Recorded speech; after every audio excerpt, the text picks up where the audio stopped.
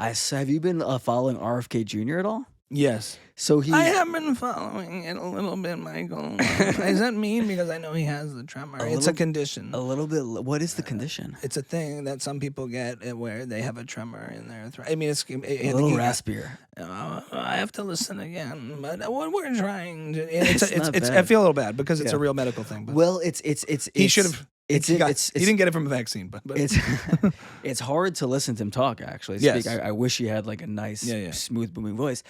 But I watched this really long interview with him, and he's sort of if you just casually browse through the news, he's dismissed as like a kook, conspiracy theory kook, who's throwing away, I suppose, Kennedy money, running for no reason. Is he running? He's running for president. Yeah, he announced he's running as a Democratic. Did you watch the interview with Dave Smith? Who did you watch it with? So then I watched on All In, the All In podcast, which is this, this kind of cringy podcast with these big VCs and tech people.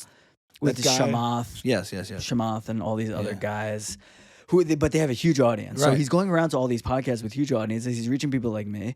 And so when he has a chance to speak for like 2.5 hours and like really get into it, for whatever, he's anti-vax. Yes, straight up all anti-vax. of them, not just COVID. But he's really smart. He's really well educated. He's an insider of an insider. He's the person Trump's pretending to be. Like he's a freaking Kennedy. He was like, they're like, do you think the CIA was involved in your uncle's assassination?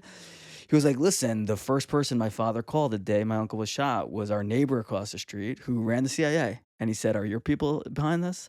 Like when you hear a story like that, you're like, this guy's not like pretending anything. He's like, he's been in it. And so hearing him speak, someone who's smart and inside and very skeptical of our institutions. Yes. Like he's saying things that many reasonable people think that like CIA killed JFK. Maybe vaccines aren't so great. The COVID response is bad. Like, just like we need clean energy. Like, we should get out of Ukraine. Most things most people think.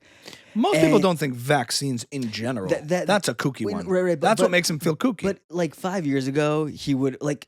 The only reason he would have been a nut. But the only reason that's more palatable now is because of the distrust and the erosion in institutions since COVID. So that's the headline. So that means like you could say vaccines and be skeptical in general because the COVID one was sold such a bill of goods as like was it safe, and you found out later after the fact about data and suppression of things. I don't think that applies. People didn't think about other vaccines that have been around for 30 years, but he has. And he speaks, and he's really well researched. He's written books. He's anyway, like I was pretty blown away by how appealing he was. Way more appealing than Biden. Way more appealing than Trump. And like I wouldn't quite count him out yet on someone that might do like an Andrew Yang type of thing. That's like might actually make a dent and might be someone we're talking about for a little while. Running as a Democrat? He's running against Biden. I don't know. I wonder why he didn't want to run as a Republican. Well, he's not. He's certainly not. Neither was Trump. I don't know. Nah, but Trump governed pretty conservatively in the end, and he ran in the party. I don't think that. I think Trump had more aligned with Republican platform Social policy values, stuff. Yeah. He was faking probably being a evangelical, virtuous person. For sure. But taxes, regulation, a lot of things that Republicans would be down with. I'd say Trump says. Maybe he's just like not aligned with them. Well, anyway, I would, I'm excited to follow him and see what happens with that. Yeah. I mean, the speaking is tricky. It's hard. I mean, it's hard because he has He doesn't this condition. sound, I mean, like when you hear him speak, you're like, is he going to live for that much longer? That's like, no, it's a condition. He's fully, it's there, but I forgot who else had it, but, I've met people with it where it causes us. I mean, it's an injury or some kind of condition or something that causes it.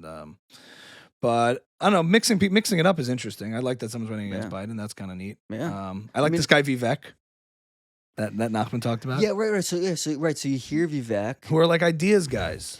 They're ideas guys, but there's your bullshit light goes on when you hear him talk. No? Why? Vivek? Yeah. No, because I actually think he's well equipped to answer these questions, and he's not that afraid. He's got a lot of money. No. I think he's a successful guy. So when he gets on like a panel, he's like, he's not afraid to say like, I want to end affirmative action. And then he goes against Don Lemon, like got fired for his interaction with him. You saw that?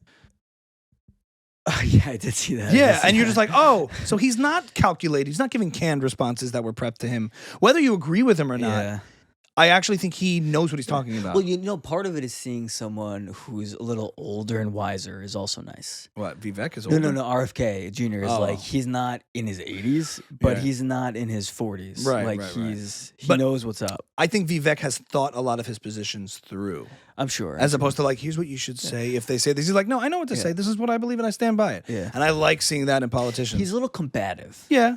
He's a little like us versus them type of guy. Yes. Which is less appealing to me. Right. But what is refreshing is when he gets up there, like he can defend his positions from like a philosophical, political position where he has worked, he has clearly thought these through and not like, what will the base like? What polls well? Here's what you should say if they say this. I don't get that vibe from him. I don't know how far he'll get, but I think people like that help make this a little more interesting. Yeah. Because what if it's Trump Biden again? Like, that's probably what it's going to be. It's crazy. And most people don't want that. For the social fabric of the society, it's not a good thing. It's just like an exhausting place to exist in. Yeah. Can't wait. All right. On that note, episode 60 to 61.